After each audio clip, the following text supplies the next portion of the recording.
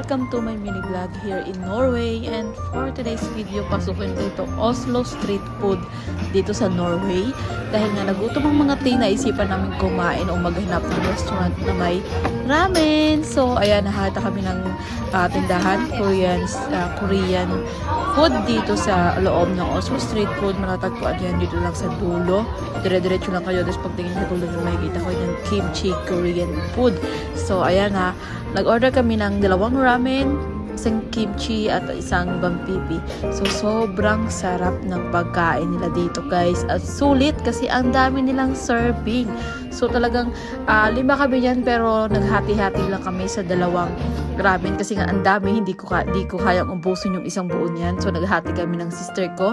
Hi, talagang ang sarap humigop ng sabaw kapag malamig yung panahon. Lalo dito, negative degree sa labas at galing kami sa bundok kanina. So talagang nilamig kami mga tea. So deserve namin kumain ng ramen ngayon. So, ayan, ito yung sister ko. Sarap na sarap yan sa pagkain niya. Ayan, si Ella at si Katkat nag-share din sila sa isang ramen. Hindi pa nga yan naubos guys kasi ang dami talagang servings nila dito at ang sarap ng sabaw. Sobrang init. So, talagang tamang-tama to sa malamig na panahon. So, si Tente nagsolo siya. Nag-decide siyang order na itong may rice para matikman din namin kung yung ibang putahe nila dito. So, ayan nga guys. So, nakikita niyo naman talagang umuusok-usok pa yan. Sobrang init niyan. Ang sarap kainin habang mainit siya. Ayan, sarap na sarap si Katkat sa kimchi. Ang sarap din, solid yung kimchi nila dito guys. As in, talagang mapapabili ka pa talaga ng isa dahil ang sarap ng kimchi. Kung ikaw na mahilig ka sa kimchi, Korean food, magugustuhan mo talagang kumain dito sa lugar na to. Kasi alam nyo ba kung bakit nakikrave talaga kami sa may sabaw ngayon? Kasi hindi ko maintindihan yung mga tao dito. Ang lamig, sobrang lamig dito. Pero hindi sila mahilig kumain ng may sabaw. So, alam nyo na kung bakit sobrang nagkicraves kami sa mga sabaw. Kung bakit gustong-gusto namin kumain ng ganito. Siyempre tayo sa Pilipinas, ang init na ng panahon doon. Pero diba, gustong-gusto natin kumain ng mga may sabaw pa din. How much more dito na grabe yung weather, ang lamig. So, hindi ko alam, hindi ko maintindihan sa kanila. Dry na dry yung pagkain nila dito talaga.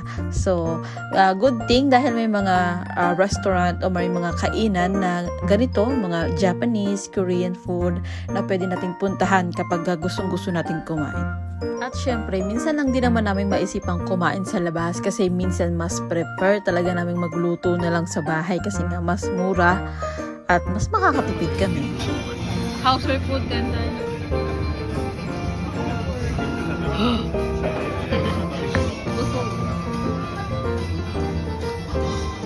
Ano, may pupunta pa kayo after nito?